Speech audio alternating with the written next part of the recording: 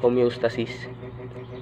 Ito daw po ay komplikadong interactive na and regulatory nervous system kung saan ay nagsusumikap na mapanatili ang isang estado ng panloob na balanse. Hypothalamus.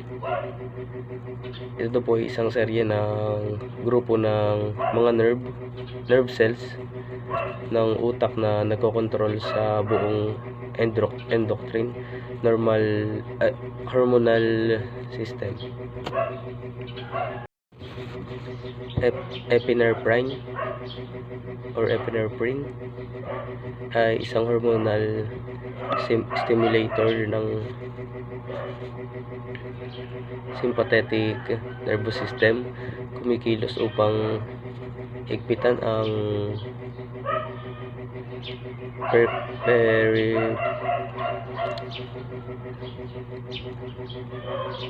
peripheral na daloy ng dugo na nagpapataas ng presyon ng dugo. Norepinephrine. Ito po ay isang hormone na itinago ng adrenal gland. Ito po ay gumagana kasama ng epinephrine upang bigyan ng atin pong katawan ng biglaang energy po or lakas sa mga oras po ng stress. Chapter 4. Components of polygraph. Major components of polygraph. Pneumograph, nire-record po nito ang mga pagbabago sa paghinga po ng subject.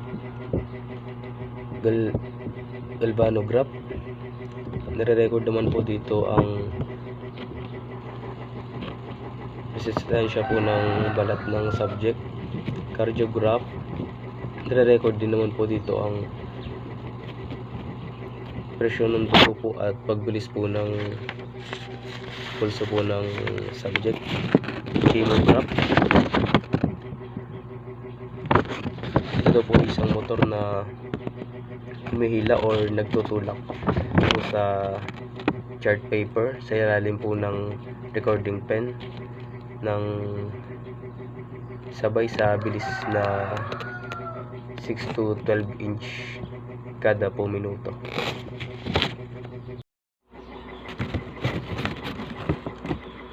Pneumograph, disenyo upang makita at maitala ang mga pagbabago sa paghinga ng subject. Ito po ay binubuo ng mga sumusunod. Rubber convoluted tube, about 10 inches, corrugated rubber, ay nakakabit sa katawan ng subject.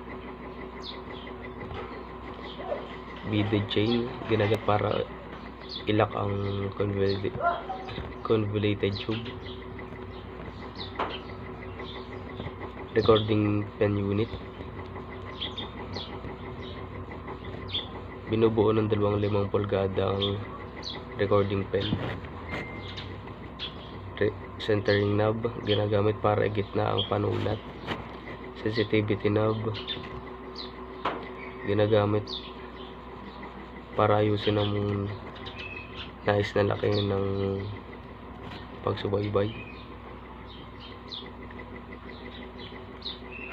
Vent, ginagamit pa upang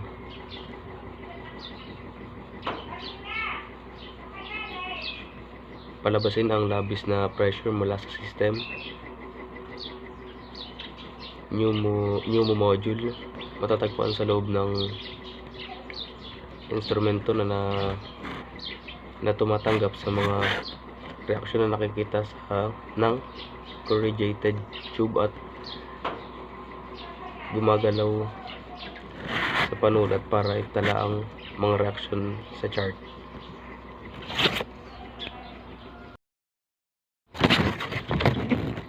Cardiosphingograph or cardiograph, ginawa para makita ang mga pagbabago sa aktibidad ng cardiovascular ng subject.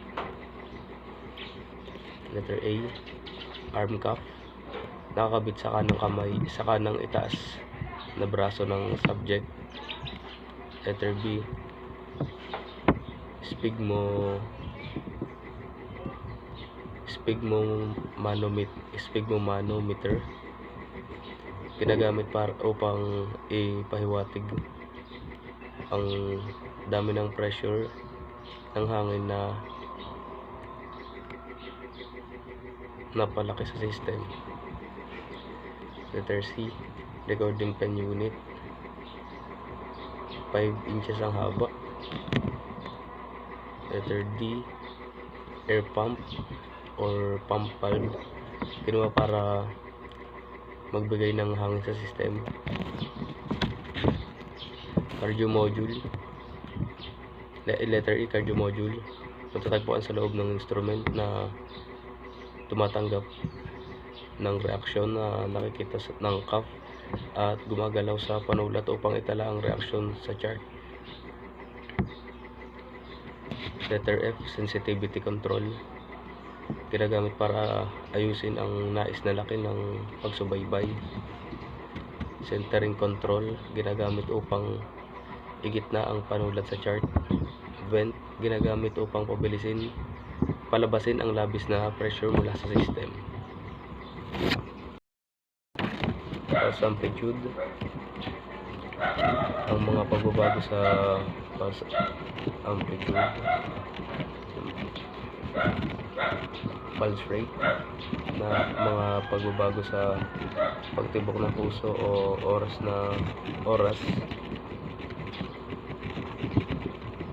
sa pagitan ng pulso. Dichrotic notch, pagbabago sa relative position ng dichrotic notch o pulse wave form. Pulse amplitude, ang mga pagbabago sa pulse amplitude. Pulse rate, na mga pagbabago sa pagtibok ng puso o oras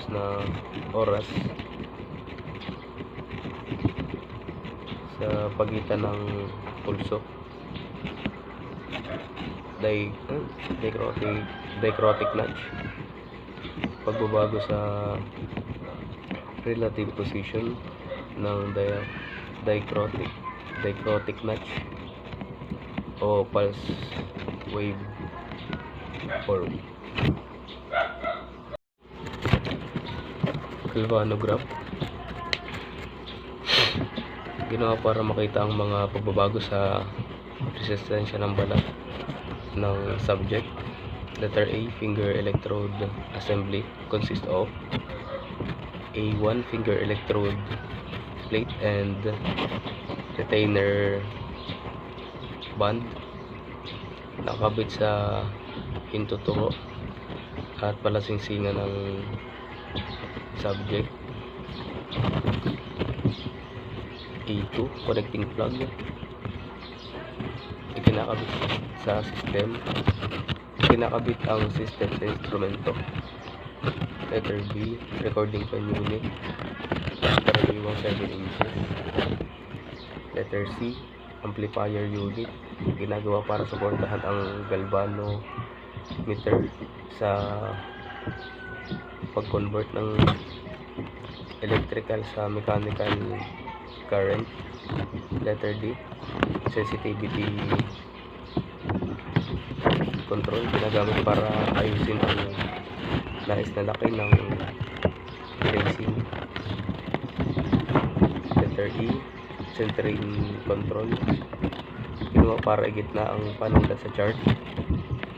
Letter F, GSR module, makikita sa loob ng instrumento na tumatanggap ng mga reaksyon na makikita ng mga electrode sa daliri at gumagalaw sa panulat upang itala ang mga reaction sa chart.